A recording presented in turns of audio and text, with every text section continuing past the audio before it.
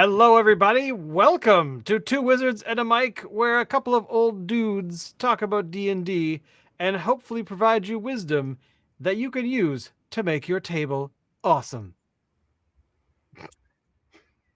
That was my serious voice. But how's it going? Good. I'm not familiar with your serious voice. It's a very rare beast to appear. Um, but it's okay. Life is good. Yeah, we have our So summer weather here today. yes, we've been enjoying well, I have been a couple times. I've been outside, I had to walk my dogs, that kind of thing. Hmm. And I'm kind of enjoying it, but I know that rain is, of course, returning, Yes. sadly, on a long weekend of all things. But yeah. So are you ready to tell us all about the latest Kickstarter stuff? Yeah, well, there's not much more to tell for the Monsters of the Dungeon book because it's almost done. We'll put the link below for you to pre-order it. It's the last book in our monster series. Uh, Over 120 monsters for your game. They can be used in dungeons, but lots of other settings.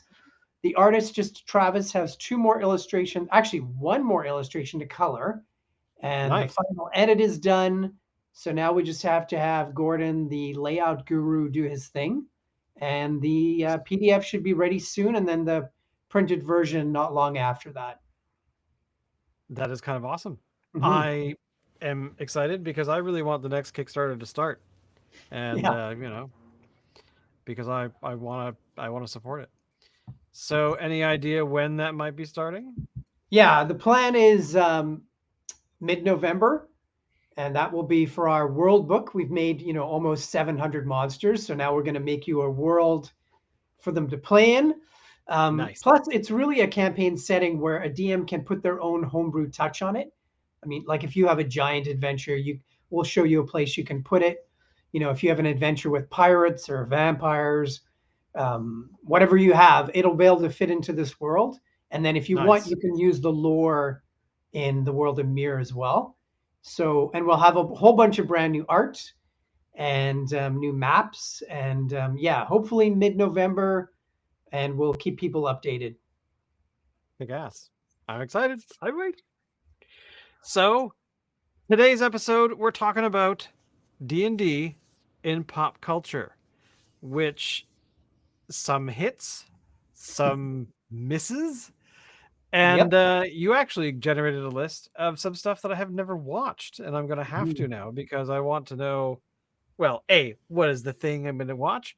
And what exactly is going on with all of the little sort of mentions of D&D? Because I've actually, there's been tons of things I've watched that have had, one throwaway comment by a Yeah. character, and I go, Yeah. oh, that's kind of nice, but nothing that's been quite as focused as a bunch of these, because some of these are things that I've not seen, like Stranger Things. I have never watched. Wow. Wow. I actually that's not true. I've watched the first 4 or 5 episodes Hmm. of the first season, and then I was enjoying it, and then I never went back. And Hmm. of course it's now what season 5 is they're coming out. It's their last sort of Hmm. thing, and Yeah. there's D&D all the way through. But yeah, I don't know. I kind of want to watch more stuff. But anyway, my first one, which is very exciting to me, is the ET one that you put on the Right. top of the list. I will say. Yeah. Yeah. So D&D started in the late 70s. It started to get really popular. Um, 79, 80, 81.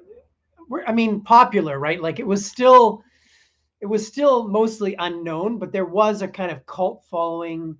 And yeah, I mean, information did not travel like it does today. So it was Oh yeah, different, but it was getting some popularity, but there was no mention in pop culture ever until um, June 1982 with E.T., the extraterrestrial movie.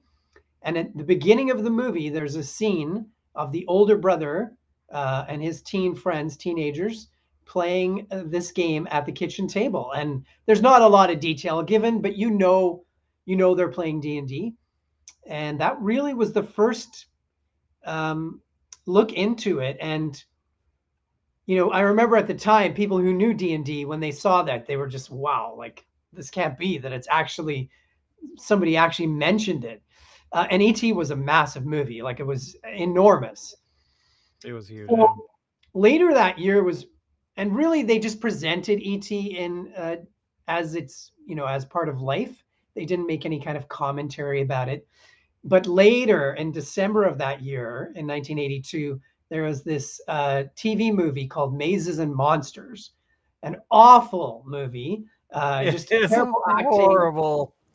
I've Tom seen it Hanks, more than once. Tom Hanks, one of his first things he did, a few other actors that later went on to actually have a career. Um, it was a movie based on a book that this guy had written, based on a fake, like a false newspaper report about this student who went missing and then actually was found. And it's a good example, like the controversy around D&D and the so-called satanic panic. Really, there's a bunch of people now trying to rewrite history because at the time, in certain communities in North America, it was a serious thing and there were issues. But this idea that it was a continent wide or worldwide panic is not true. Number one, because there was no 24/7 news. And number two, because there was no internet. So information and ideas and news didn't travel like it does now. And so it's not, it wasn't as big as some people have made it out to be. It was serious in certain areas, um, people banning books and things like that. But it's funny because a lot of the times I hear about it these days, like I heard a podcast from Vancouver a few years ago, 2 or 3 years ago, and they're talking about this, and none of the people who are discussing it were born when it was happening, and they didn't go and research it. They just looked at what they'd found online. So this movie is a good example of that, about how yes, there was this issue, but really this was a minor movie at the time. It was terribly acted.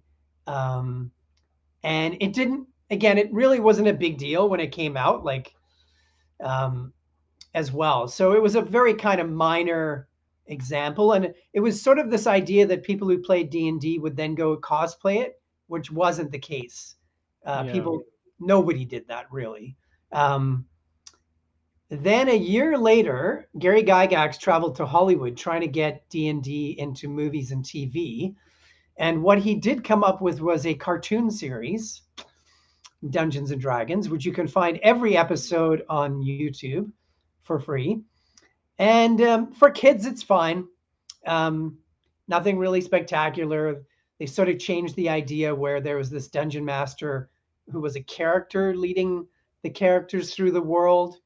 Um, for kids, it's pretty fun. 3 years later, there was a very minor mention or visual representation of the game in a movie called Labyrinth, which is a great movie. Again, more for kids, but a pretty cool movie starring David Bowie, of all people. And if you look carefully in the main character's bedroom, her name's Sarah, you can notice that she has the expert Dungeons and Dragons set. Now, this is the kind of thing that people only really noticed once people started screenshotting every movie and TV they could and looking for Oh god, clues.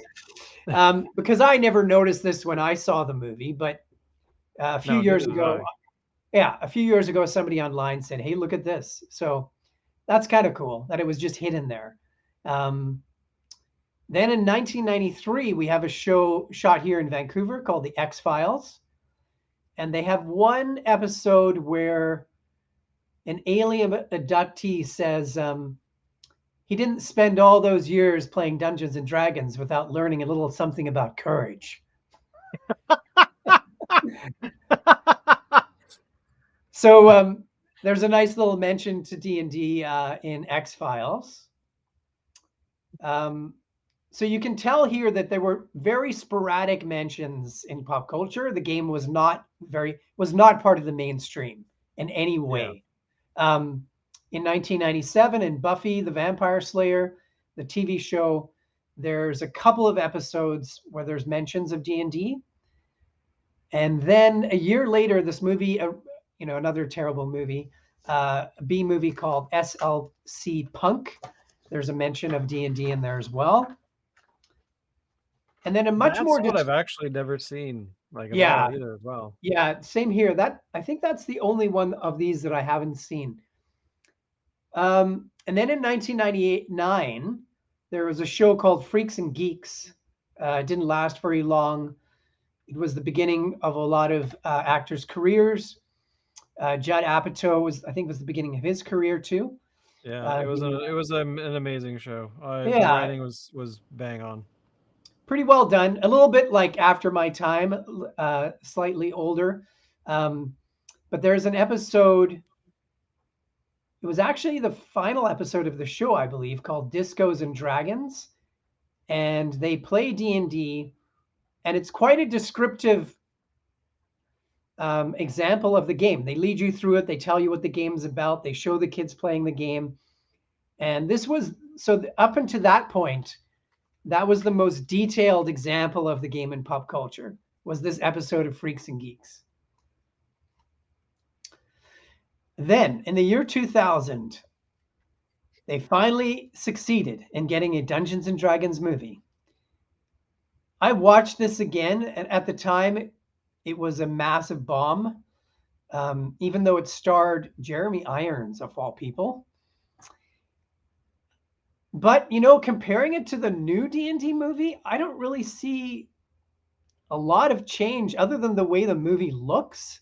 Like, the effects in the new movie are spectacular and look beautiful. The old movie, it just, even for the time, I think it must have been pretty bad. It But was bad. Yeah. the acting and the writing, I don't think either of them is that great personally. Um, the same year, in 2000, there was a TV show, an animated series called Futurama. And it mentions Dungeons and Dragons a few times. And Gary Gygax actually makes an appearance. And every time his character comes on screen, he rolls dice to see what is going to happen. So when they introduce him, he stops, he rolls his dice on the table and says, I think anyway, he rolls to see what the interaction is going to be like. And he rolls to see what he's going to do every time he shows up on screen. And I think, so Matt Groening, the guy who made The Simpsons, also made Futurama. I'm Yeah. pretty sure there must be a mention in The Simpsons somewhere. Oh, well. But I didn't There must find it. be. I didn't find it. Anyway, because I know he was a player. The same year, there was a family show called Malcolm in the Middle, kind of an underrated show, with a theme song by They Might Be Giants, which is always good. One of the characters brags that he has a 14th level elf cleric, at one point. So there's just a small mention of the game. I just found it, by the way, just to show you really quickly. This is apparently one episode where they talk about it, called Dumb Dumbs and Dragons. Right, right. And they're all playing D&D in the kitchen. That's What part of year it does anyway. it say? You decapitated the unicorn. When did this episode air? I am not entirely sure. Okay, that's cool. I'm pretty sure, like, I thought if he had something in Futurama, he must have put something in The Simpsons. And I'm sure that's it does indicate there's 8 more episodes that do make mention of Oh, wow. of D&D. Yeah. All right. So then a few years later, 2004, Veronica Mars, another underrated show, basically a film noir set in California with teenagers, Yeah. with kind of blended with Nancy Drew. And this show That is has a true. few mentions of D&D.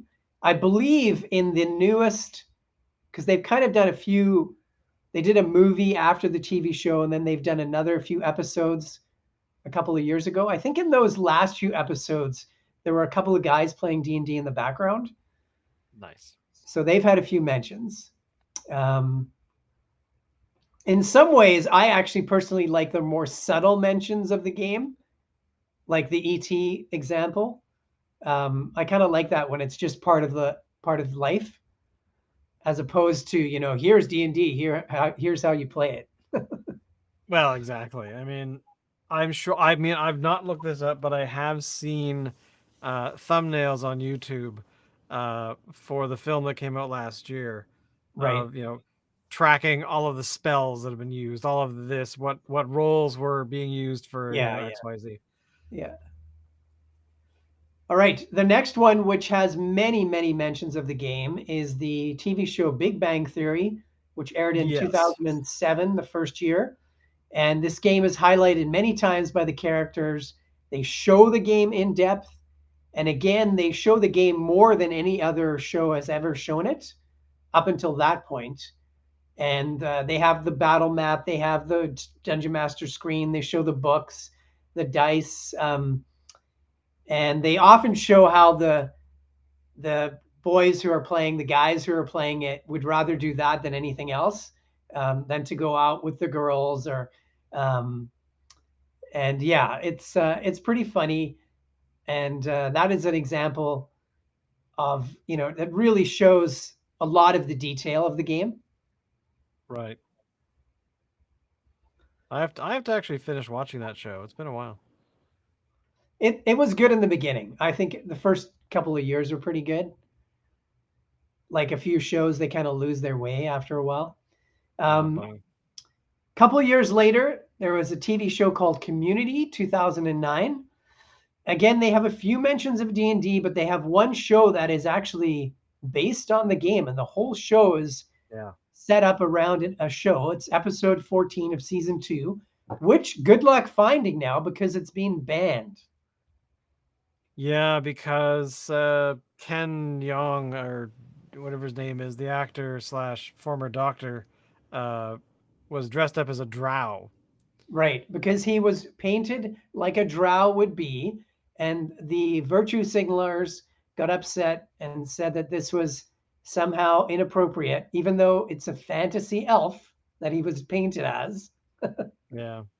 Um, but the whole episode is based around playing a D&D game, and this one minor character is the hero in the story, and then the Chevy Chase character plays the villain and tries to basically um, thwart his attempts at being the hero.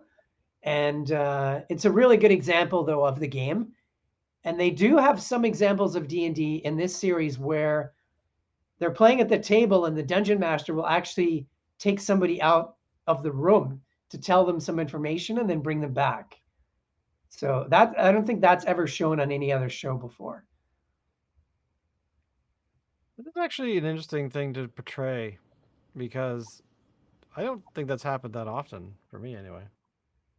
Well, these days, I mean, if you're online, you can go to private chat and tell a player something, or you Right. can always pass somebody a note. That's what I usually do, is I pass them a note. But in this episode in Community, the dungeon master actually walks the player into the next room, tells them, and then brings them back, which is which is actually that's really how the game was played originally too. Right. Yeah, you wouldn't really write a note like that. You would take the player to out of the room and talk to them. All right. Um, Now, one of the most detailed examples of the game has been in the TV series Stranger Things, which we mentioned earlier. So that aired in 2016. And the first season, I think, shows a very authentic example of kids in the 80s, 70s, and 80s playing this game. They have very little props. They maybe have just half a dozen miniatures. They don't have any fancy terrain, and they are basically playing in the basement, getting snacks from upstairs. Their parents really don't know what they're doing down there. And the series also in itself is a D&D game. Um, and then later in the fourth season, they have this epic scene where they contrast a D&D game with a basketball game, and they show how, different groups of kids were, playing games, but um, you know, obviously very different kinds of worlds.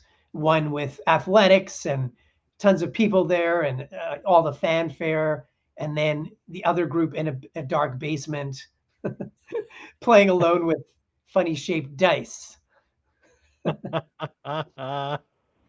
And I can really appreciate it What's wrong with because funny shaped dice? I really did both in high school, and actually most of the people I played with did both. So it's funny to see how, the stereotype of the player, because not everybody who played D&D were people hiding in basements, but True. it for the most part it's true. Um, and so Stranger Things gives some really great examples of the game, and these are, the ones in Big Bang Theory got some attention and community, but the examples of D&D that are shown in Stranger Things are the one that those ones just hit the mainstream, because Stranger Things is enormous. Which means I need to really watch it because I need to watch these episodes where they're playing the game because I gather there's a whole bunch and some are quite incredible. So, Yeah, the first season it's really real and really authentic to what it was like when the game started. And then the later one is a bit more, they've kind of added a bit more drama to it, and it's more like a music video. Basically, it's a music video, and half right. of it is kids playing D&D with a dungeon master, like an intense heavy metal dungeon master, and the other half is their friend playing basketball. And the reason they do it too is because that friend used to play D&D with them, and now he's left their world, and now he's an athlete in the school. Ah, of course. So it's a great contrast. As they're going up for the game-winning basket, the kids are rolling the D20 to see what will happen. So it's really well done. I'm gonna have to watch it. All right. It's the rules. So those are our movie and TV examples. There's a few from music. Um, there is a comedian musician who has a song called D&D, and he kind of mocks the D&D stereotype. A metalhead who smokes up, drinks Mountain Dew, lives in his mother's basement, um, really doesn't have any girls to play games with, and he actually called his song just D&D, so that's pretty straight up reference. Nice. There's also a Weezer song called "In the Garage," which actually begins with, "I've got a Dungeon Master's Guide. I've got a 12-sided die." So that's awesome. That does not Um, surprise me that Weezer is doing that kind of stuff. yeah, yeah, that's the only one of these that I actually knew. The last one is someone called Flashlight Brown, who's got a song called "Ready to Roll." Yeah, I'm gonna have to look these up now and put them into my playlist to actually check them out. I really kind of want to know. Yeah, it's interesting. The world has changed where some of these more these certain sort of the gaming lifestyle obviously is way more mainstream, and examples even from Yeah. fantasy. Like uh, one of the most surprising things I noticed was I was watching Hockey Canada one night, being a big hockey fan, and the commentator, as this player squeezed by another player on the boards with the puck, he said, "And he smeagles past him."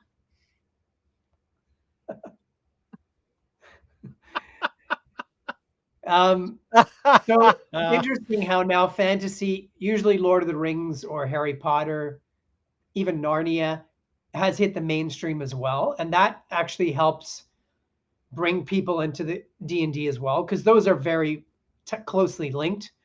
I mean, Yeah. when D&D started, they almost got sued because they included Ents and hobbits, and Tolkien's estate went, actually, that's our property, that's our intellectual property. And so they changed it to halflings and treants. So yeah, so all of those things now, fantasy, gaming, D&D, are all part of the mainstream. I mean, my daughter the other day just told me her friend's dad, she found out, plays D&D. You know? And when people ask me what do I do, and I say I write fantasy books, most of them for D&D, like I'd say 80% of the people I talk to know what I'm talking about. That's awesome. So it's everywhere. I was at a resort on Vancouver Island, very like a five-star resort a few years ago, and my wife left to go to the lobby and came back and found me chatting with the room service waiter because he noticed there was a D&D book in the hotel room, and there we are chatting about monsters and him trying to find a game out here in the middle of nowhere, and my wife just rolling her eyes. So yeah, it's everywhere. Um, That's awesome.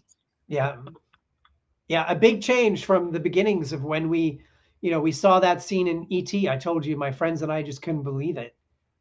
We actually did a double take and are like, is that like in the movie theater? We're like, is that? Did they just did they just put the game? They just put D&D on that table in the kitchen? I'm curious if there was a partnership there somewhere or if they just did it. I'm Oh, kind of I doubt interested. it. I doubt it. There was very little. Yeah, I doubt it because if there was, they would have shown some kind of product.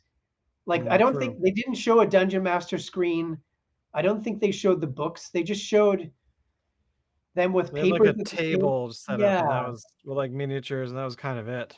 yeah, yeah. So I think if TSR had been involved, they would have had the Dungeon Master screen. Even product placement was sort of just beginning. Yeah. Like fast food companies were the big ones, and soda companies. I'm not going to mention them by name, but though that was kind of the time where they were just getting into TV and movies, and you were starting to see it everywhere. Um, but yeah, if TSR had been on the ball, they might not have told them, right? I doubt they would have said anything actually.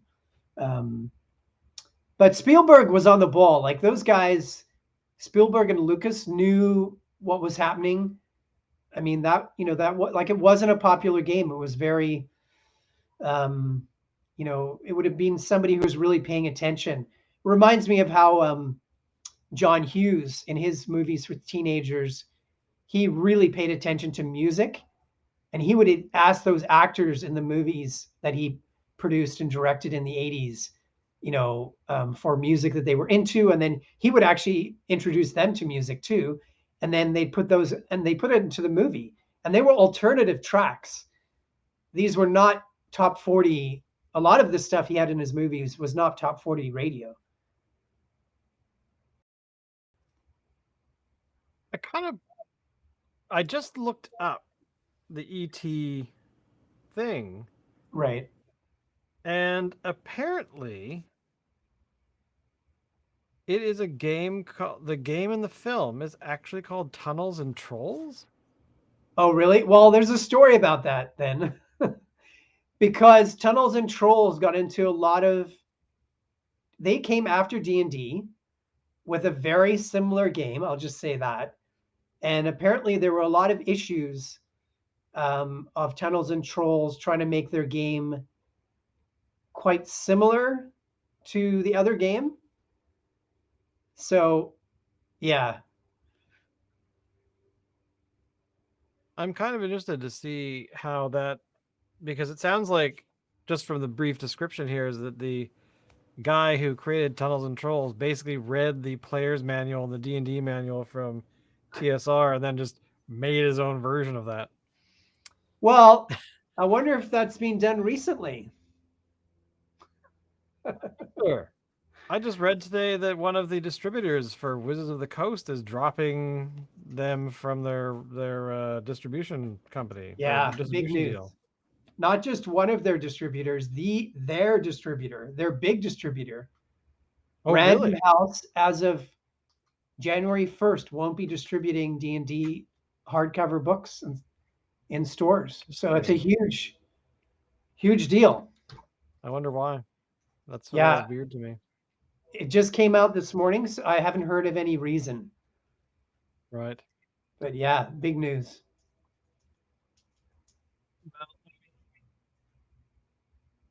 All of these films and the songs,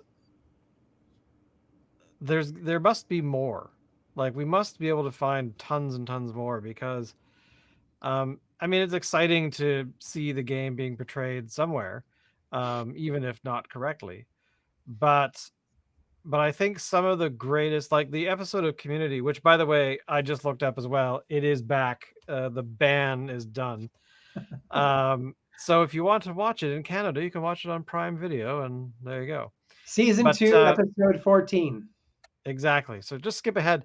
But the thing is that plus what I have seen in Stranger Things, um, the scripts are actually written around around the game to solve an issue or to be able to portray somebody in a particular light that they would like to be in a people are feeling unhappy can play D&D and feel better about life, and that kind of stuff, which I really enjoy that sort of thing where you actually get the game not just being portrayed as a game itself, but being useful because you and I talk about that quite often about um, the table is where the action happens. It's not necessarily um, and it's not a metaphor. Like it's you to play the game. You really when it started, that's what was happening. Now, there's that, over the pandemic, we had a lot of, people moving to online. You had a lot of wizards doing the whole thing with their fancy animated, whatever the heck it is, whatever that tabletop virtual, what is it called? What are they calling it? VTT. VTT, to, give us your money. Um, but essentially, I don't know. I just think that it's never been really portrayed as a virtual tabletop that I'm aware of, at least. It's always been about people getting together and getting D&D or getting notes from your DM once in a while, like this. I just I think this is the very first one you ever gave me, and I'm like, that is totally worth it. But Oh, actually, quickly before we end, I yeah, should tell you another classic note. One of my favorites was in the Underdark, in the underworld. The party are fighting Demogorgon, the real one, right. and one player started to go crazy.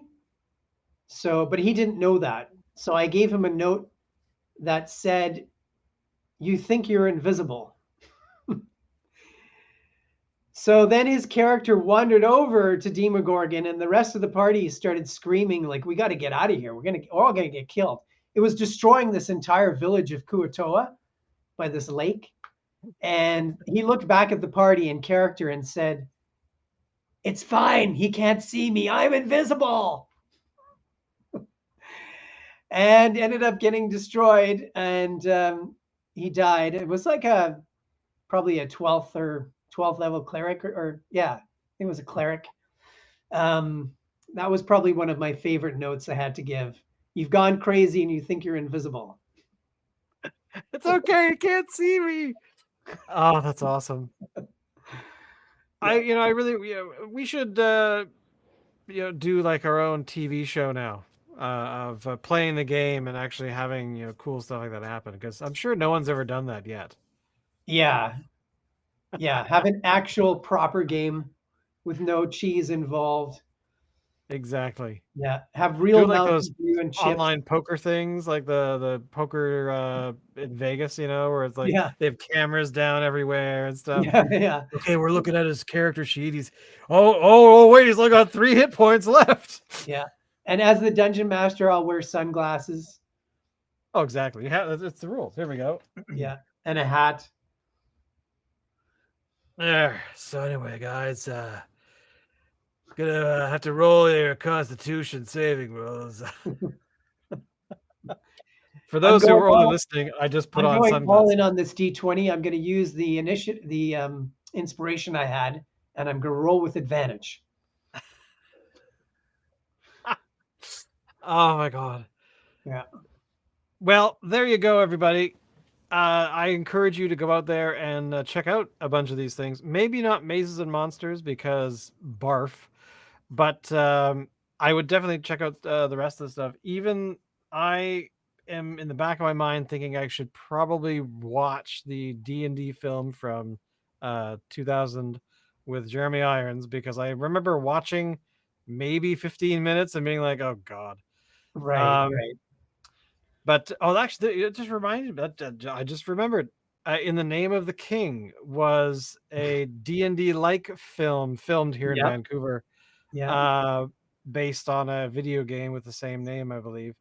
Uh, and I remember enjoying that one. I remember watching it like a Sunday afternoon on watching it off of whatever in Netflix or whatever. And right. it wasn't great, but it wasn't terrible. But it Yeah. wasn't.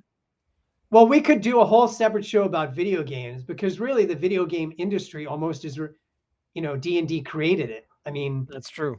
health That is and very true. leveling up and playing a character and ability scores, and we could do a whole episode just about video games. I mean, Skyrim and I was just goes gifted a on and on. copy of Neverwinter Nights, from God 2002 ish or so. Right. I played that thing to death years ago, and I lost my copy years ago. But hey, thank you, mystery person who sent me the you know ultimate edition of that game. So maybe that's what I'll be doing tonight. Nice. But everybody, thank you for watching, listening, and we will, of course, be back next week. And everything that we've talked about, links that are important and all that kind of stuff, and all the social media stuff is right down below.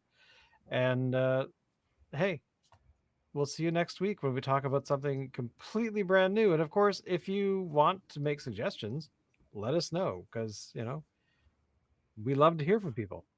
So there you are. Thank you, everybody. Thank you, Andrew. Thank you, Shane, and later.